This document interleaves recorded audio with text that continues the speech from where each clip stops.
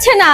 একে তো ওইখানে সব মান সম্মান আমার ডুবিয়ে দিয়ে এসছে, এখন এসে এখানে দাঁড়াতে পারছে না ঠিকঠাক, পড়ে যাচ্ছে, এখানে শুয়ে থাক।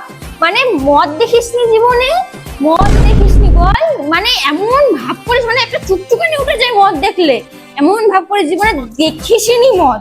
শুধু লোভ সামলাতে পারে না, লোভ। ওইখানে গিয়ে আমার সব মান সম্মান ডুবিয়ে দিয়ে এসছে মদের লোভে। সত্যি তোমাকে আমার কিচ্ছু বলার নেই, মদ দেখলে কি তুমি একটুখানি সহ্য করতে পারো না, নিজের উপর কন্ট্রোল রাখতে পারো না? মানে মদ দেখলে সবসময় আনলিমিটেড তোমাকে খেয়ে যেতে হবে, একটা লিমিটেড খেলেও তো হয়।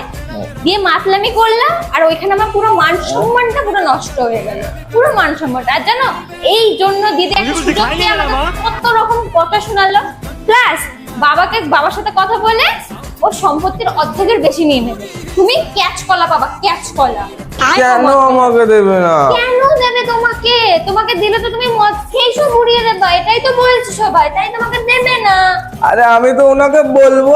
হ্যাঁ হ্যাঁ কর, বমি কর, বেশি করে কর। শালা আমার বাপের কাছ থেকে মদ চেয়ে খেয়েছে, জামাই মানুষ তুই, ওটা তো শ্বশুর হয়, বোন